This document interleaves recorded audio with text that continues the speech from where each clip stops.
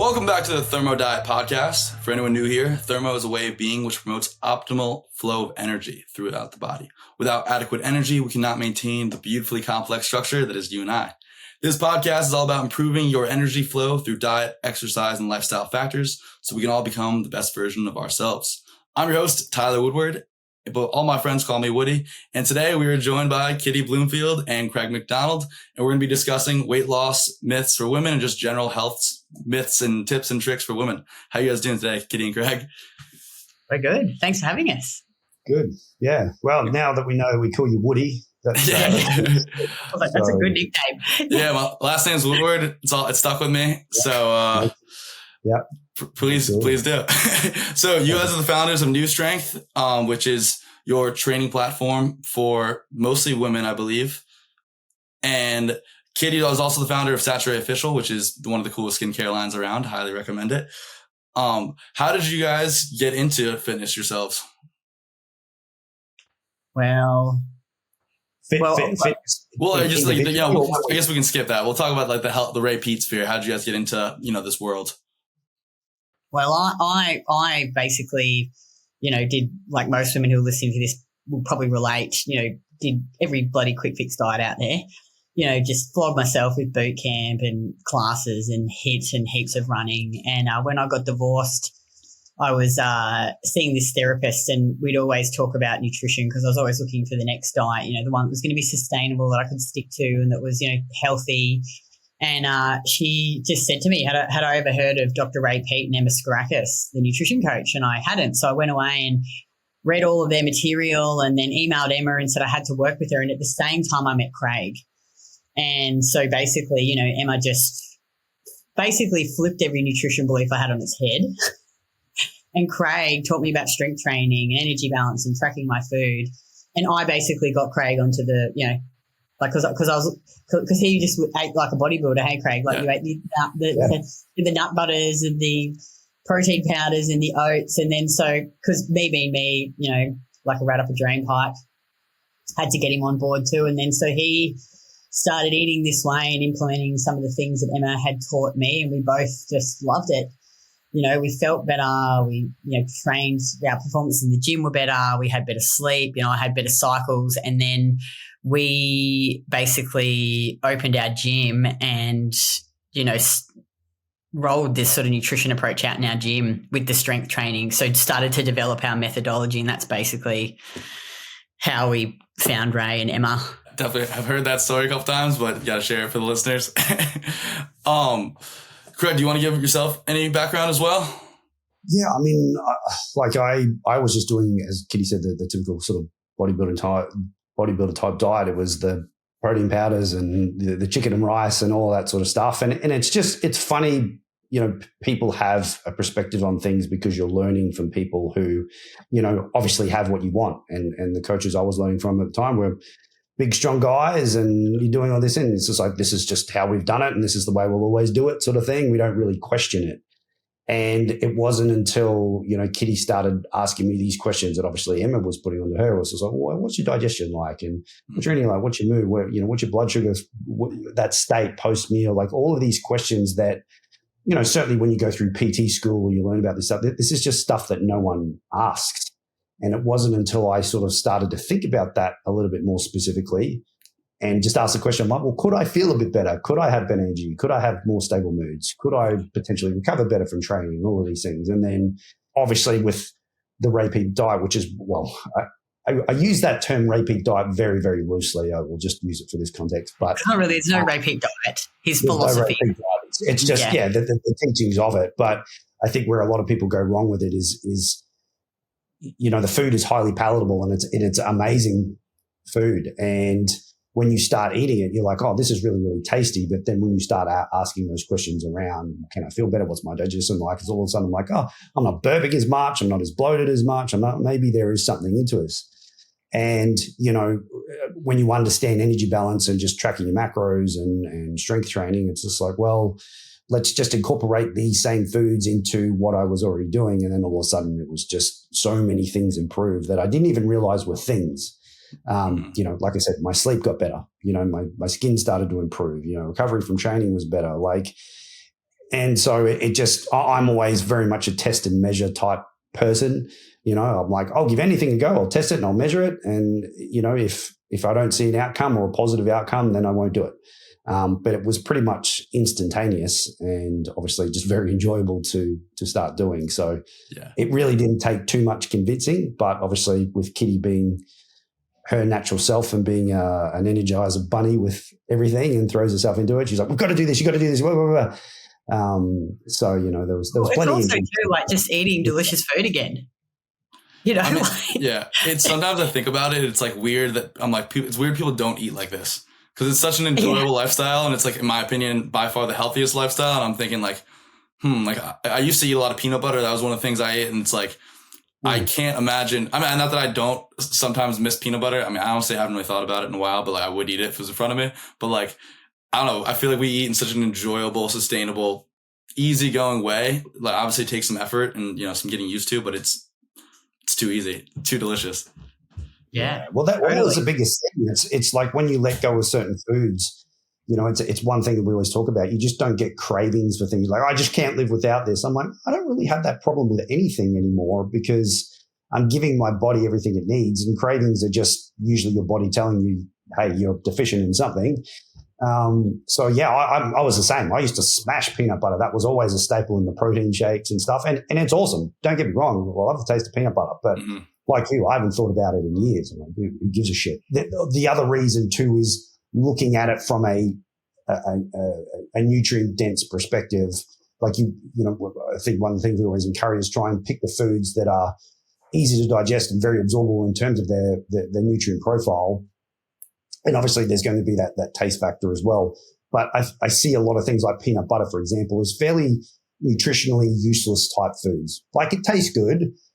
You know, people are like, oh, what about the good fats? And what about that? And I'm like, well, what about the anti-nutrients and what about the phytic acids? You know, as I'm like, there's a trade-off. You know, there's better choices. I'm not saying you can't ever eat it, but you know, again, it's just like understanding what food actually is and what it's actually giving you and whether you can digest and absorb it.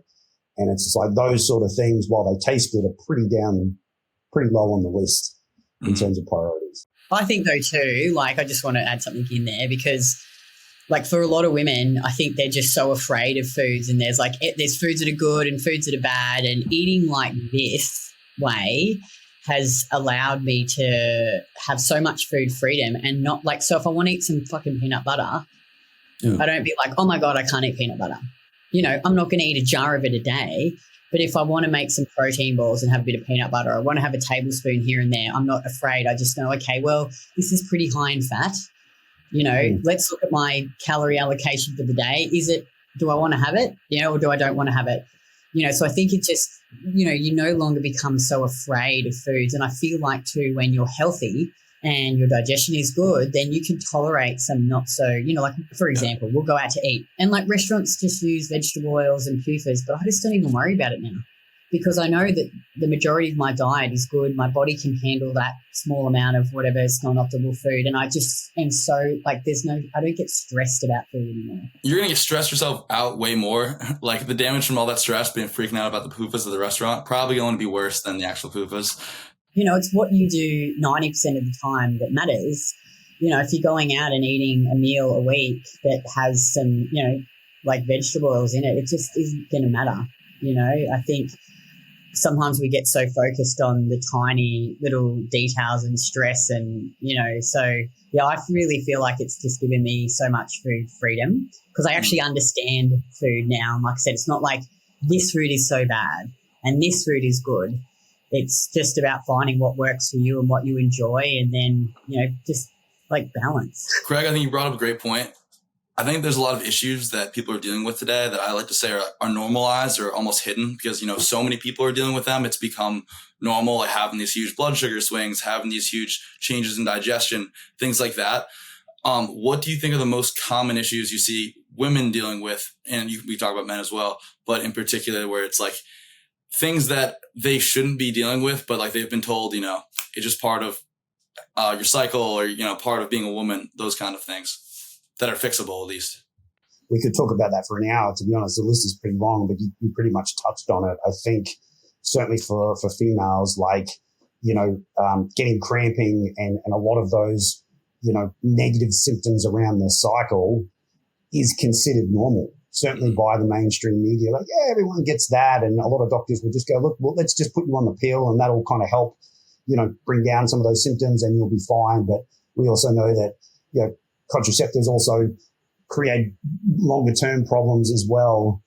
And, certainly on the other end with the menopause is a huge one. I mean, there's such a huge market for, women, they're like, oh, the hot flushes and all this sort of stuff. This is all normal. Everyone goes through it. And I'm like, none of any of this is fucking normal. And it should never be tolerated as normal. Like, it is purely a reflection of how you are living fundamentally.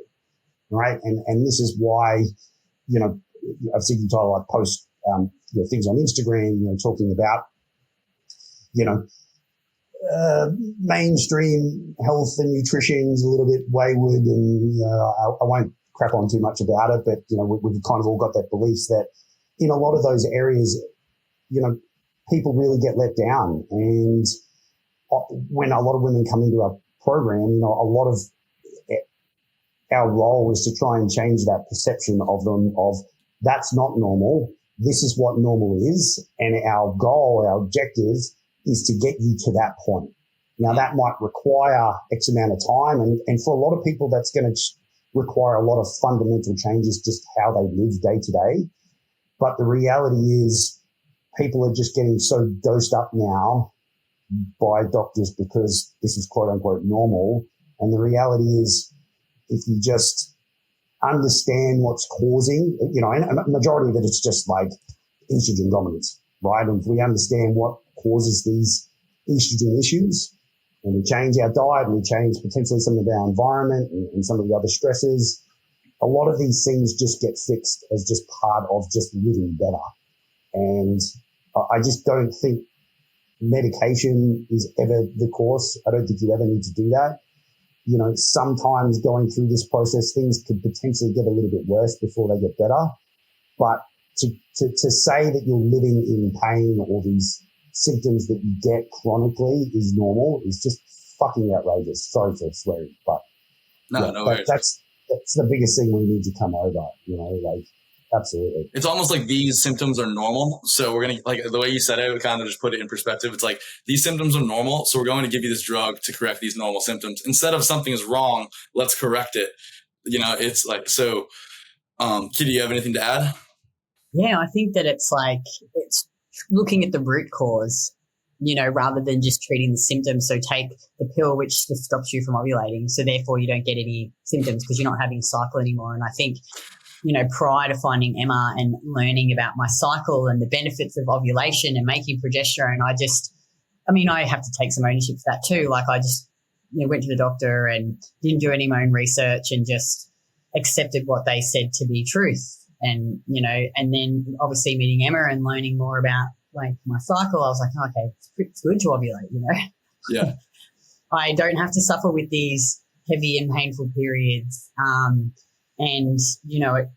I think like we all want a quick fix, right? Like it's just better if it's quicker. Mm-hmm. But I think like Craig talked about, and I always say to women in our program, like you're going to do our program and then at the end you're going to be like, wow, this isn't actually that hard.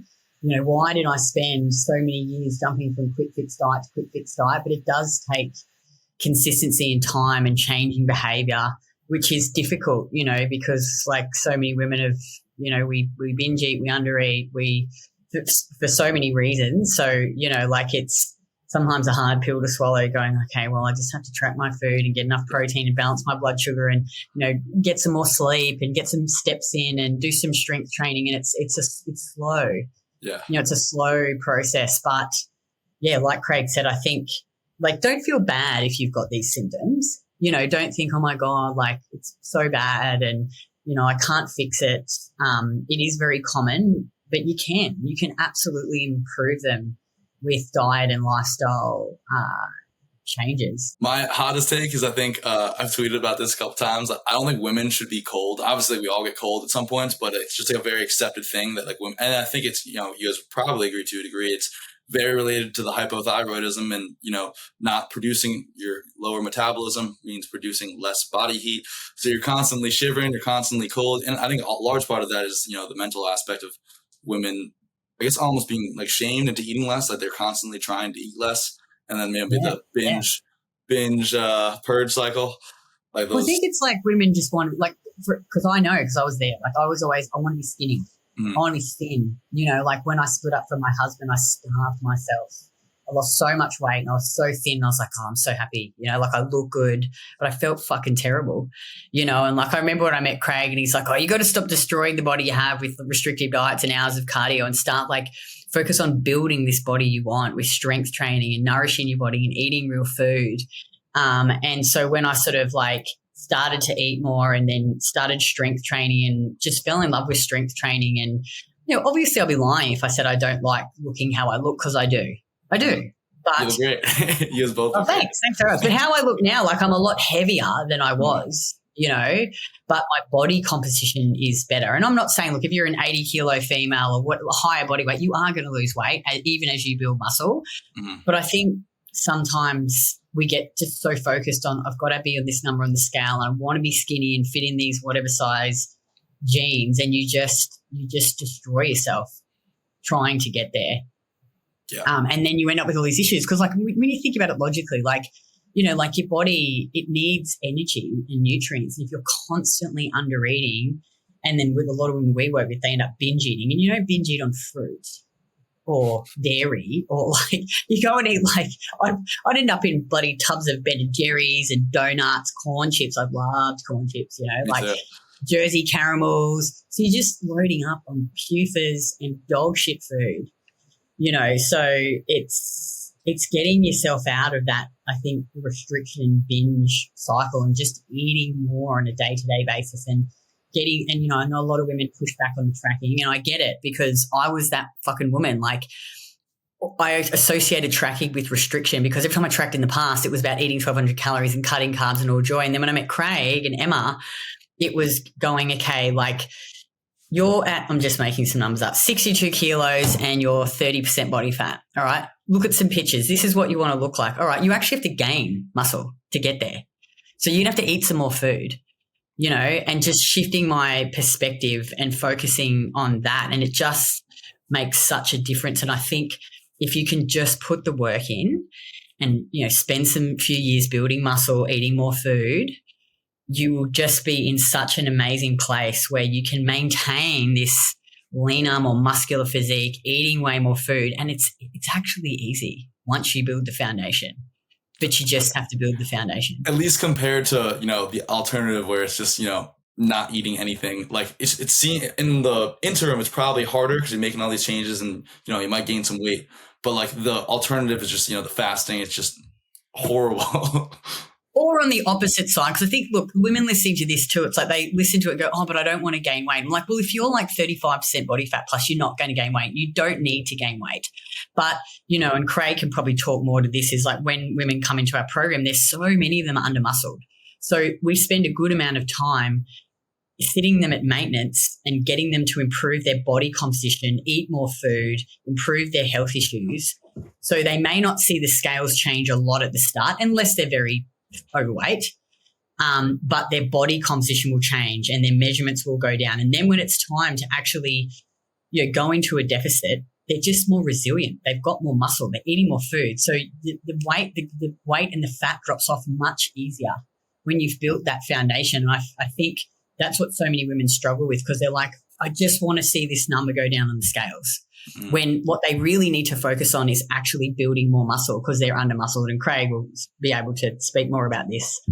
Yeah, I mean, that's the thing is everyone's so fixated because of the culture, the fitness culture, for lack of a better term, in terms of like looking at so many people who are in amazing shape, and it's just like, like I want to look like that, right? That person is a lot less fatter than I am. And so everything's just about fat loss, fat loss, fat loss. And I try to explain it in ways like Fat loss is a byproduct of you controlling your body weight primarily through the amount of calories you consume on a daily basis and how strong you can get over time, which is going to build the lean mass, right? Both of those two elements we can track and measure, right? We can measure how much food we consume on a daily basis. We can track the progressive overload in training in terms of weight on the bar, the amount of reps we're getting from session to session. Fat loss is going to be a byproduct of that. So you can't, people are like, oh, I'm doing this fat loss workout. I'm like, what the fuck are you talking about? There's no such thing as a fat loss workout. It doesn't work like that, right? You've got no control over at any point how much fat you're going to lose. You need to focus on the muscle aspect, which is controlled by training and how strong you can get and how much food goes down your neck. That's it. Like, yes, steps is another one. Obviously, your activity, you can track your steps. That's another element that we look at. But apart from that, they're the only things that you can actually track and measure, but the only things you can actually manipulate that's going to make any real difference anyway. So in the 9 out of 10 cases, most women are actually really, really under-muscled. So then coming in and kind of going, I need to be less fat. I'm like, I understand that, but you are actually way more under-muscled than you are fat, as hard as that to believe. And if you actually focus the time going through what we'll refer to as just a recon phase, as Kitty said, your calories are set at maintenance. No one's also going to establish any decent dietary habits when they're on lower calories as well. So keeping calories is a little bit higher, but often what we end up seeing with people is if they really get into the training and understand what the strength milestones that they need to hit for different body parts are, then if they really get after it and really take the training aspect seriously, all of a sudden, in order for them to change their body, the calories don't go down, they continue to go up. Yeah. And then once they get to this point where they've hit enough strength milestones, but they've also built enough lean body mass, which we can measure, which is as a result of total body weight and the girth measurements, we can work that out. Then we can go, okay, at that point, if you're still at a body fat that you're not happy with, even after the body composition change, that's where a more specific fat loss phase would make sense. We actually start to go into a bit more caloric deficit. But the training side of things just needs to be maintained. So whatever strength they've built up to that point, those strength numbers just need to be maintained. You slowly taper the calories down and that excess body fat will just come off. And then once they get lean enough, then you can reverse diet. They can hopefully get back to, eating enough calories, but they can maintain a relative lower body fat percentage. But that's all going to be based on the fact that they've built enough muscle previously before starting this. And in all honesty, Tyler, getting people to buy into the fact of you need to build more muscle first and stop worrying about the fat is really, really hard to do. Yeah. Well, it takes longer, doesn't it? And I think women are so like, oh my God, I hate my body so much, but I see it. I just want to be less fat. I get that. Once they get it, yeah, and they have that mindset switch. Hey, like we did we did separate coaching calls in our program, and there's 3 of them on there, and they're like, oh, okay, I was having a chat to Craig. Yes, I really get it now. Get it.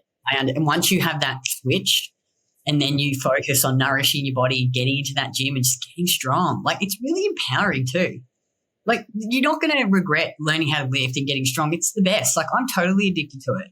Yeah. It's such a rewarding experience, and when you are strong and capable,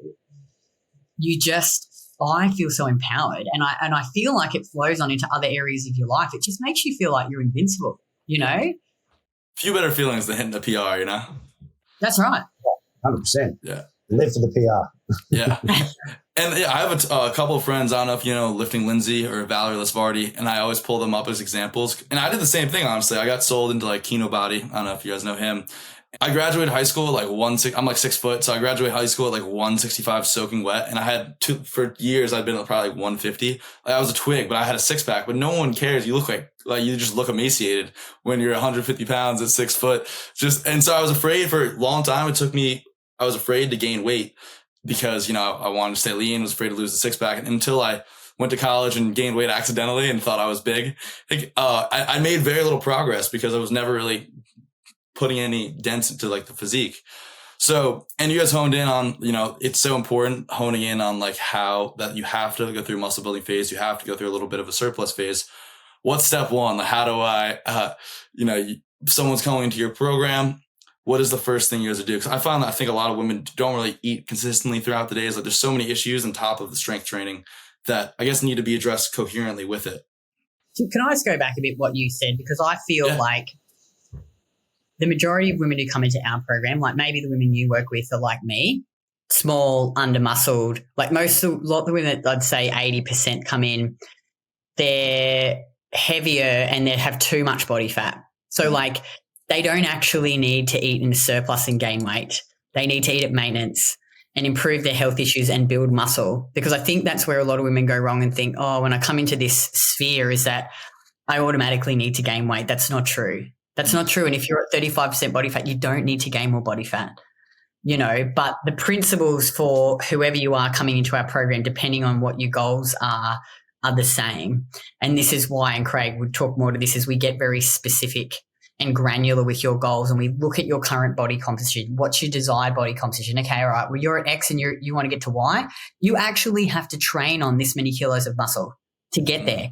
And then we're going to diet off this many kilos of fat. In order to achieve that amount of muscle, you need to hit X, Y, Z on your lift. So it gives you and I like this because I like to be specific and it takes the gray area out of it. And then, you know, like re-educating them on, you know, what actually are nutrient dense foods. Because I think so many women, even a lady today that signed up for a program, she's like, Kitty, I saw you posting you're eating this delicious laksa for lunch with fruit.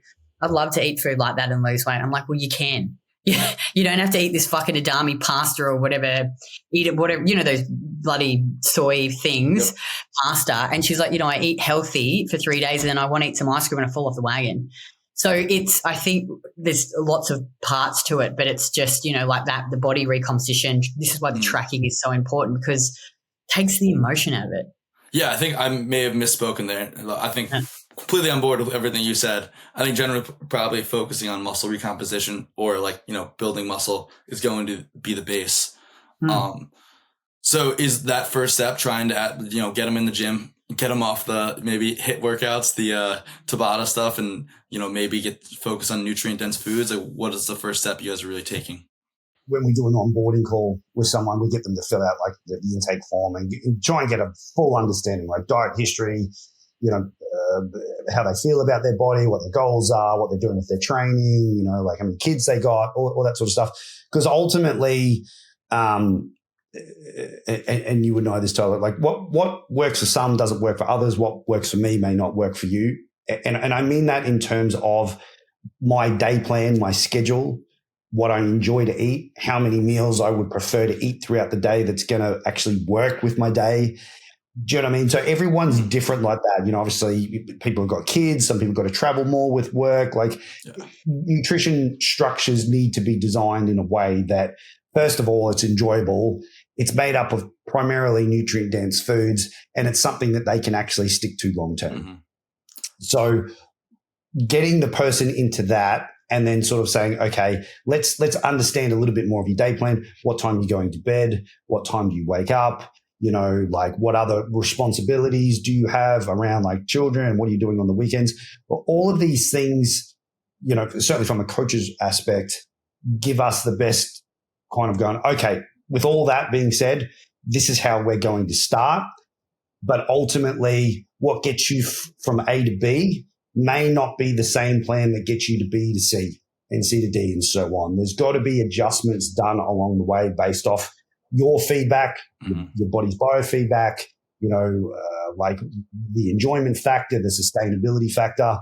And that's why, like, when people just go, hey, you know, I'm really interested in what you guys do. Can I buy like a meal plan off you and whatever? And it's just like, no. I'm like, just Google a meal plan if that's all you want. But that's not what you need. Yeah. Right. Like, and I'll tell you this, our neighbor, Kyle, is an amazing guy, but he is a fucking loose cannon. Like, he loves to party. He's in his 30s, runs a business. He's really successful, but he lets loose a lot, right? Lots of late nights, probably a bit too much drugs. And we often, like, we'll get up in the morning, take the dogs for a walk at 5:30, and he's just this is the middle of the week, and we're just getting home, you know, like all this sort of stuff. And he comes to me and he's like, oh, bro, like, I need to get like a diet from you, and, you know, like I'll get some blood tests. Can you look at my bloods? I'm just so tired all the time, whatever. And, you know, like, can you help me? I'm like, dude, what you need to do is stop going out and having late nights, stay off the piss, lay off the drugs, start getting some sleep, and just start eating a decent amount of protein and just start there, right? Yeah. I'm like, none of that is going to help you. Like you need to do some fundamental basics. So trying to get back, to those fundamental basics with people and trying to work it in with their plan. That's the tricky part. And that's where the art of coaching kind of comes in, making sure that we're asking the right questions and making those adjustments based on the feedback the person has given us. And, from a coaching point, communication is key. If we're not mind readers, if they don't communicate, we're kind of guessing a lot of the way. And I often use that term. I'm like, look, you don't pay us to guess, like communicate, let us know how it's going. We can make adjustments. But yeah, I think it's just ultimately getting a person into understanding like this is a way of life for you to make those legitimate changes, like understanding we've got XYZ things that you need to either give up or do very sparingly. And sometimes that's hard. Sometimes people like, I've got this social circle and me and my husband like to go out and eat and we like to go out and drink and we like to do these things. I'm like, okay, cool. That's fine. You just need to understand that if you do those things, it's going to be very hard to make the changes, based off the expectations that you have. And all we can do is just go, well, let's just put this plan in place and test and measure. If after a few weeks you're not really seeing any changes, well, that's not probably anything to do with the plan, and that's more to do with those things that we mentioned that you're probably going to have to give up. Yeah. And, that again, another bit of a tricky thing to overcome people. But yeah, like it's ultimately the plan has to be something that they believe in and they enjoy and that they can see themselves doing 6, 12, 18 months down the track. And basically, like, to summarize up your points, like there are certain principles or rules that we have to, adhere to in order to get the results that we're looking for. But, there's, you can fill in the dots however you want as long as those rules are being hit, like calorie deficit or maintenance or, progressive. Getting adequate protein. Yep. Yeah. 100%. Yep. Different for everyone. We've talked about like it's a range. And some people just prefer and do better on a bit high protein, some less, some more carbs, some less carbs, some more fat, some less fat.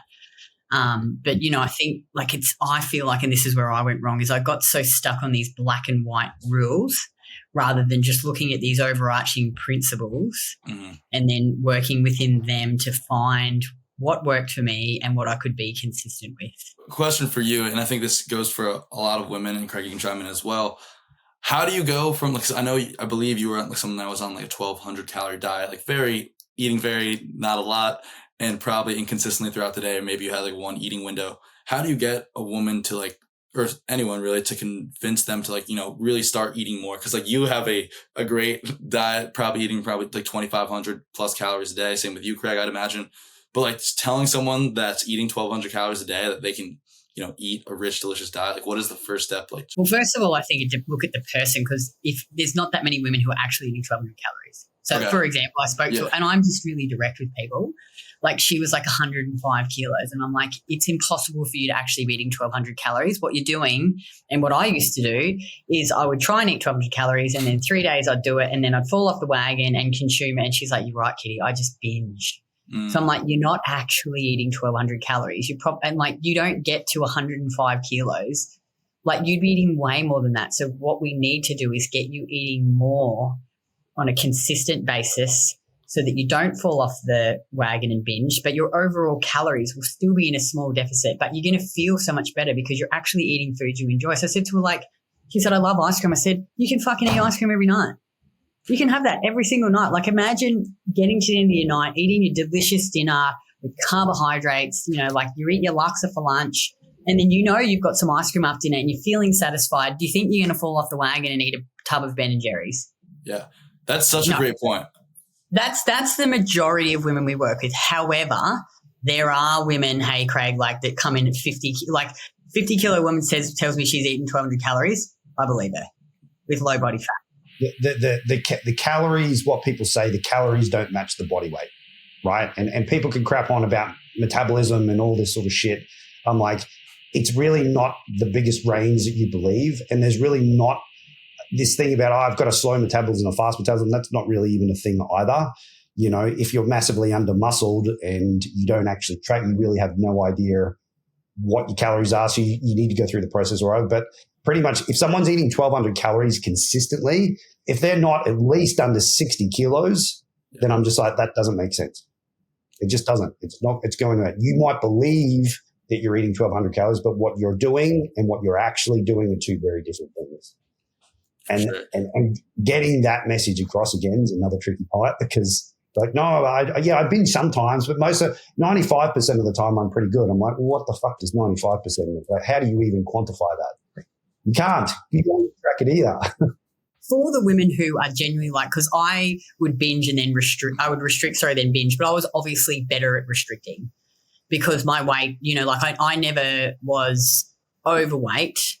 But for the women who generally like me too, because I was scared of, like, I'm 5'8" and I was 62 kilos. I'm now 68 kilos, So for me, it was taking that focus off the scales and really focusing on body composition and performances in the gym. And when I made that connection, like Craig obviously told me, but then when I would eat the food, I'd be like, oh, when actually eat the amount of food he's told me, I can lift the weights and I can see my body changing. So even though I'm heavier, I look better. I just look better. Like my ass is more shapely, my legs are more shapely. I can eat more food. I get to eat all this delicious food and carbs. So trying to get them to buy into that instead of going, I just need to be skinny. I just need to be skinny. I need to be 50 kilos. And, like for the small women out there, I like a few years, I don't know how many years ago, once I got bigger, I just threw away all my clothes that didn't fit me anymore. I was like, they're never going to fit me. I'm never going to fit into that tiny size 6, whatever dress, but I don't want to because I feel like I look better now anyway, and I feel so much better and I love my training. So really taking that focus off the scales and looking at body composition, performances in the gym, feeling better, enjoying eating more food, that's what really helped me, I think.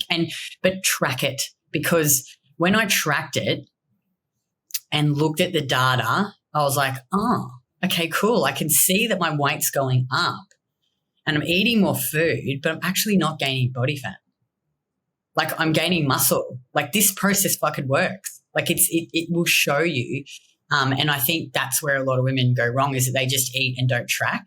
And of course, if you have genuinely been eating that low calories and you're under muscled, if you just go and eat 5,000, like so much more food, and the strength gains, you don't have enough strength gains to go, because women can only put on so much muscle, you're going to gain a ton of body fat. So that's why I think it's important to track it, measure it, gradually increase, push your training numbers up, and then you'll be like, wow, to me, doing it and seeing the result, looking at the data, it took all the emotions just went away. Because I was like, and now in my head, I'm like, this process is so fucking easy. If I ever want to lose body fat, I know exactly what to do. I'm not going to have to eat 1,200 calories ever again. And it just all of your stress and worry goes away. I can eat out and not track my food, and I don't worry about it anymore. I don't stress about it. So I feel like it just gives you so much freedom. And when you listen to any of our podcasts with clients that have been successful in our program, they say the same thing about the tracking. It actually frees you and gives you, because you've got the knowledge then. Yeah. And you're not afraid anymore. That's really interesting. You ever heard Jocko Willink? He always says discipline is freedom. I always thought that was really a beautiful point. Yeah. Yeah, so, I love Jocko. Jocko's the man. Also, I'm still harping. I can't believe I never really put 2 and 2 together.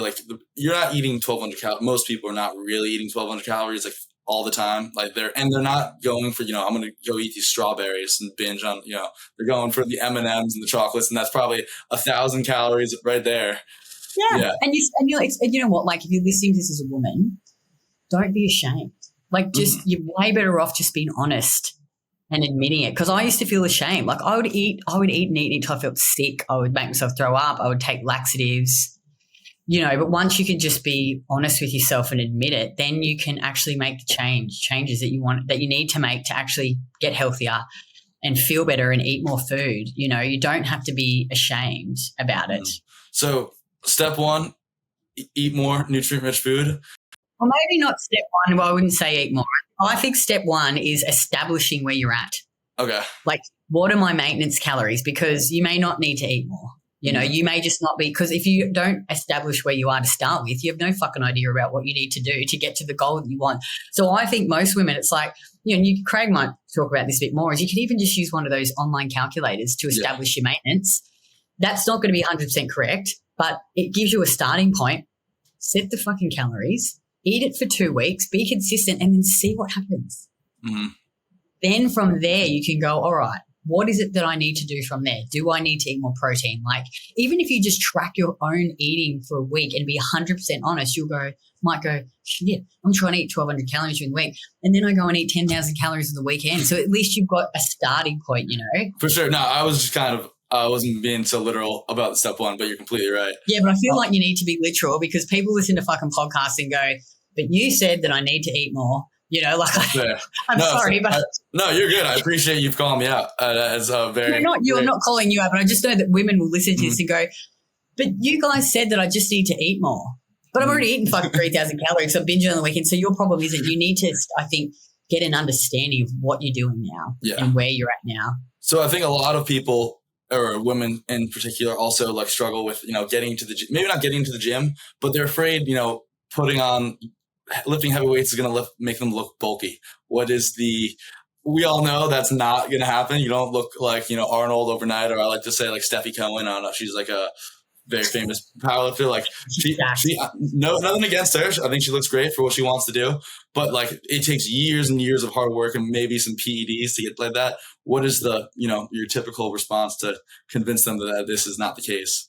Yeah, I think just explaining to them what that actually means. So people are like, I don't want to lift your weights because I get bulky. And I'm like, well, hold on a minute. Let me just talk about the physiology of that point at the moment. It's just like, you know, 2 kilos of anything is 2 kilos of anything. So 2 kilos of muscle is the same as 2 kilos of fat, but 2 kilos of muscle is a lot more dense. So therefore it's taking up less space in your body. 2 kilos of fat is about 5 times the size. Actually, might even be a little bit more. Don't quote me on that, but it's about 5 times the size.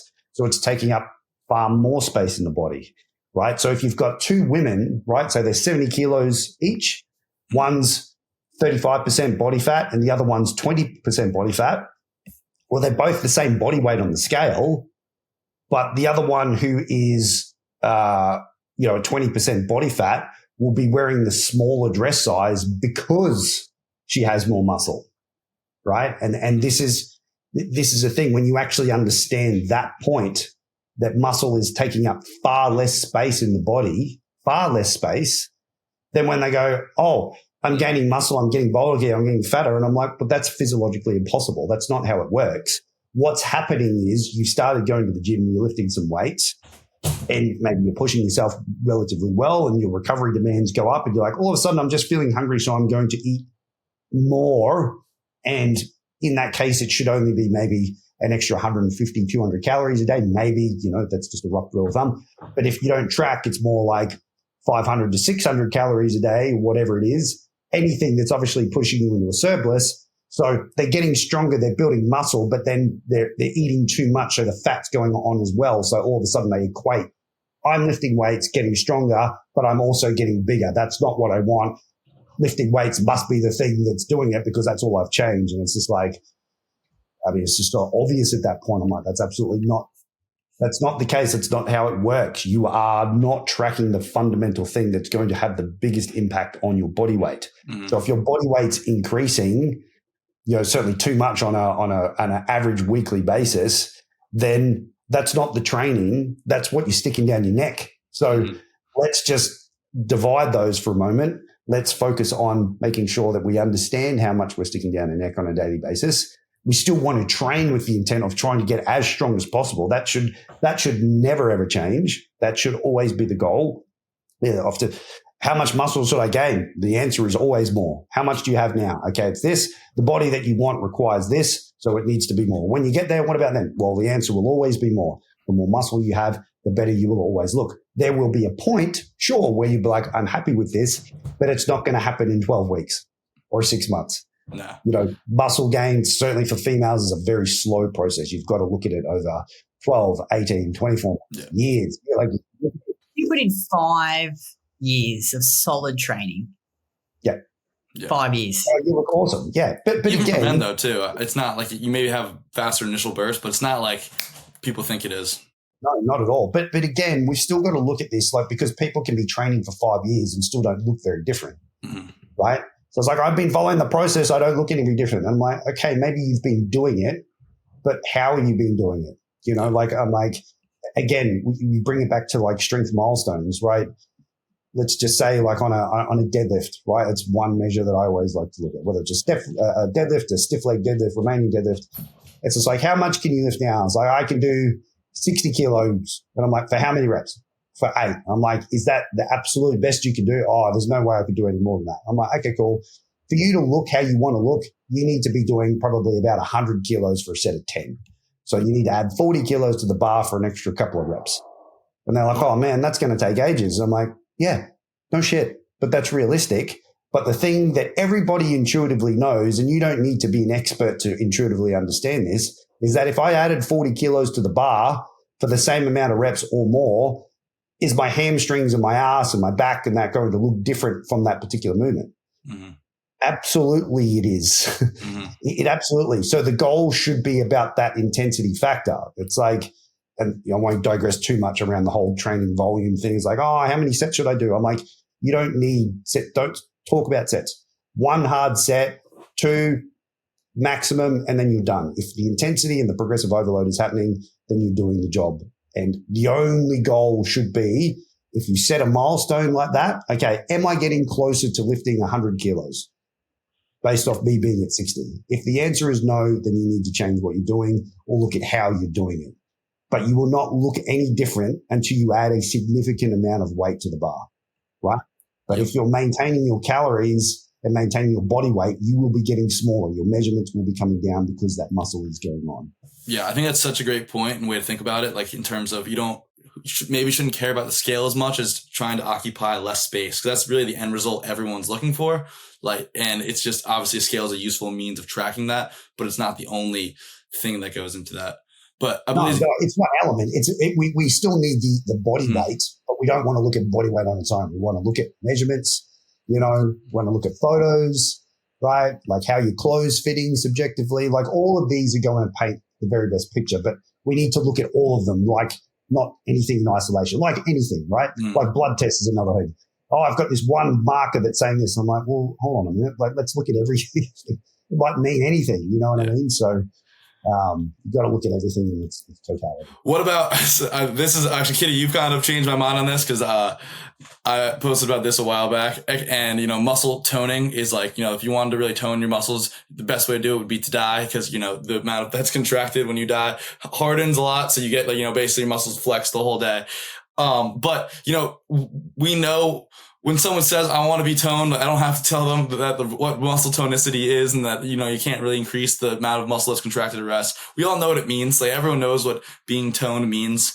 So I think that's such a great point that you've harped on. Like, cause like when someone says, I want to be toned, like we know what that means. Like you don't need to be so literal, but I think you have to explain to them. And that's what you guys have been getting at here. Like it's going to become from, a difference in almost shaping in your body, right? Like more muscle relative to fat. Exactly. You can't tone a muscle. You can either build it or shrink it.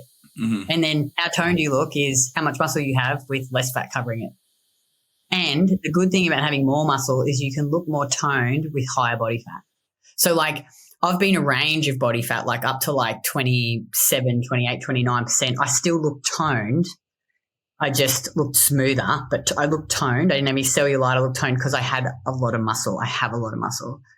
So that's the beauty, I think, of having more muscle, is that you can sit at high body fat and still look toned. You eat way more, which is another question I have for you guys. What kind of change in, metabolic rate are you guys seeing? Obviously maybe someone says they're eating 1,200 calories, but, they find their maintenance is at like maybe 1,800, 1,900, maybe it's 3,000. What, are you seeing big jumps in metabolisms as these women gain muscle and get closer to their more ideal shape? You know what? And we talk about this all the time, and Craig will be able to quote the fucking studies, but like, if you put on X amount of muscle, like how many pounds of muscle, Craig? Is it 5 pounds? You only actually burn, is it 30 more calories at rest? Is that what the study? Something like that, right? So going by that, you would say, well, does having a lot more muscle actually increase your resting metabolic rate by so much more? Obviously, it increases it. So, like, I feel like, and this is just from working with clients in my own body, is that it's activity levels is one, but it's the recovery process from hard training that burns a lot of energy and takes a lot of energy. So, like, I notice myself when I only train 3 days a week now. Craig does my program, 2 sets of all the exercise. It's not high volume, it's high intensity. I push every set to failure. And I can eat so much. I can eat more food because like the day after, my body's like, fuck, Kitty. Like, you just put all this stress on me. You've broken down the muscle or created the fucking tears. It takes energy to restore the glycogen stores to start that repair process. And if we look at the women in our program, the ones that like really get into the training, they learn how to execute the movements well. They push them so they're efficient. They push them to failure. They can eat more food. Yeah, absolutely. It's so again, if you get someone actually, Kathleen's a perfect example. Is one of my coaches. She actually lives in New Jersey, where you are, Tyler. Pretty cool. Jersey girl. So when she started, so she was a marathon runner, right? Legit, and she's quite tall. I think she's about 5'9", 5'10", but like a beanpole, right? Like she was very, very thin, like looked like a proper marathon runner. So again, set the process in terms of, okay, this is where your calories are. Get her to start doing strength training. And like she's an athlete, so she picked it up very, very quickly. And, she'd already lifted a little bit before, but never done it specific. And for her, it was just kind of like, I think we started at about 1,700 calories or something like that. And I just explained to her, I said, like, after a couple of weeks of seeing her lift and understanding where her lifts are, I'm like, this is where your lifts need to be. And I can't recall them off the top of my head, but we worked it all out. I'm like, this is where your lifts need to be. So I'm like, you need to be aiming towards those, but you're not going to get there on 1,700 calories, right? This is your maintenance calories. Those calories are going to have to go up for you to be up touching those sort of weights. So it just become this process. And because she's just so compliant, she's awesome. She would go away, and then every time she'd hit kind of like a few new strength milestones on her lifts, she'd do a check-in. She's like, oh my God, I'm starving. I'm like, okay, have a look at her training logs. I'm like, yeah, things are stalling. Okay, cool. Let's do a calorie bump. 200 calories, calorie bump. Strength training go out, or her list would start to go up again. Then they would stall. Hey, I'm starving again. Okay, cool. Make another calorie bump. Strength would continue to go up again. This process went on for about 8 months. And she, got pretty much close to all those milestones that we set. And it was just like, where did she end up? She ended up finishing at around 2,700 calories. And, she was lifting like 4 days a week. But she actually didn't put on any body fat. I think she actually lost a little bit during that time. So it was pretty much just all lean muscle gain. I think she gained about 9 pounds in total body weight. But it was pretty much just all lean mass at that point. And it was just like, because we're testing and measuring it and we're looking at that, it's like what's happening with her body weight, what's happening with her measurements, what's happening with her strength numbers, how many steps she's doing. It just goes, okay, cool. Are we progressing in the way we want? Yes, we are. Until she gets really, really hungry and then the progress in the gym stops. Right. It's either a recovery issue, right, primarily, and she just needs some more food because we kind of look at the rest days. I'm like, yeah, that's fine. Just do a bump up of food. Everything goes up. So when you use data like that in that scenario, it just becomes so obvious what needs to happen next. So in terms of people like, oh, I want to be able to eat more food, it's just like, okay, just test and measure it, because there are some people who can get into higher calorie ranges, and that because they're just general outputs. They're busier, they're more fidgety type people, like all of these things kind of take into account. But the reality is, for Kathleen, she made significantly huge jumps in her training. She was so consistent with it that it was just like her body just going, if you want us to progress, you need to give us more. Yeah. Right. And we just keep going until she gets to the point where that stops and body fat starts to creep on a little bit. And we're like, okay, around 2,700 was where it was at. So it was like, okay, well, she was maintaining at 1,700. She's gained only lean body mass up to 2,700. We can then recalculate and say, well, her new maintenance is probably around 2,300 maybe, something like that. And that's awesome. It's just that's just what it is, you know, like the data just doesn't lie in that point. So, you know, I think everyone can get to that point, but it's all just based on your ability to actually get really, really fucking strong. And I can't overstate that point enough. You know, people are like, oh, I've added like 10 kilos to my deadlift. Like I'm getting strong. I'm like, well, how long did it take you to do that? Oh, it's taken me 12 weeks. I'm like, what weight did you start with? Oh, like, you know, 100 pounds. I'm like, I don't mean to bust your bubble. Like, I'm glad you're making progress, but like, that's not going to warrant any real calorie changes at this point. You need to add another 40 or 50 pounds at least before your body goes, all right, we're in a new threshold here. We're going to need some more fuel to keep this going. Do you know what I mean? It takes time. It takes time as well. You got to like get out of your head. I'm going to get there in 12 weeks. You're not. Like building muscle takes time, and it's got to become, I think, like a lifestyle, you know. But like we've always said, like once you get to because women message me and go, oh, but Kitty, you always look like you're trying to get strong. I'm going to have to push hard all the time. No. Once you've built the foundation, maintenance, you can do a third of the volume, you know, like you can do less. Like maintenance is actually really easy. But if you just put the work in, build the foundation first. And then, you know, like there's a lady I interviewed in our program. She did it for 12 months and she's 50 now and she just does 2 days a week full body. She's like, I look great. I eat between 2,000 to 2,500 calories a day. I don't track my food all the time because I know roughly how much I need to eat. But if I ever feel really tired or something goes wrong, you know, like I'm having some issues, I just go back and track and I can spot check and go, oh, actually I'm under eating. Or does that make sense? Like, you know, it's not like you have to do it forever. But once you've built that foundation and you understand and you've tracked for a long time, it just becomes so much easier. 100%. Yeah, that's awesome to hear. Program sounds very good. I just have one last question for you both, and we'll get you guys out of here. Overcoming fear and insecurities in the gym. And I think that's something everyone deals with, men, women, young, old. But you know, what do you guys like?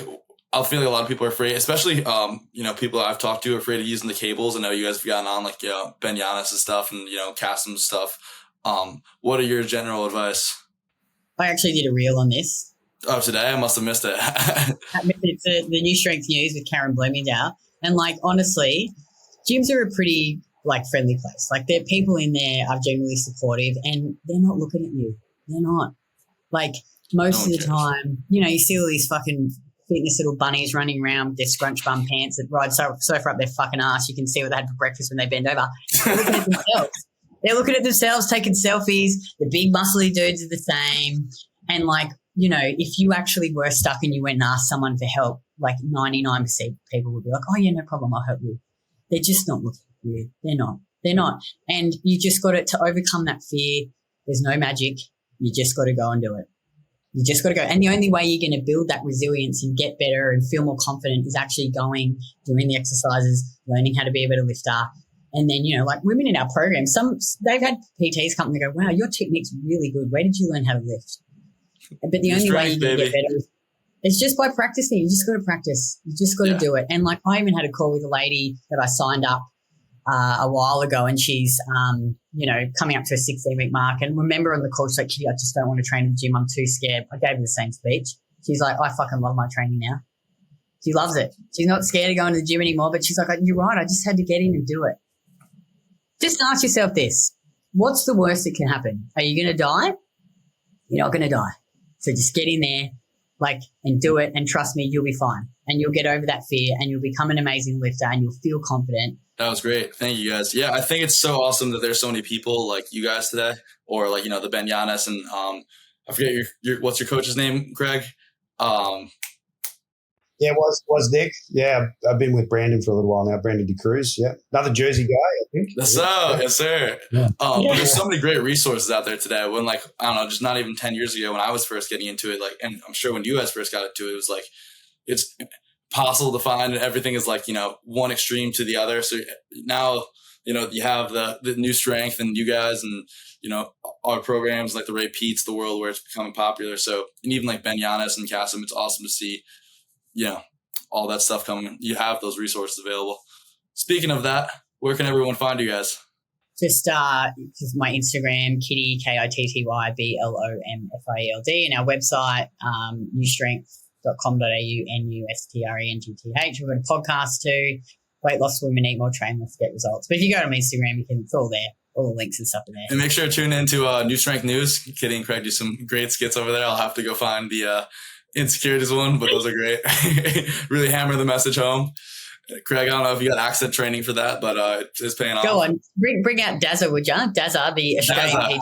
Steelers, how's it going? Back to some more training tips. Sweet.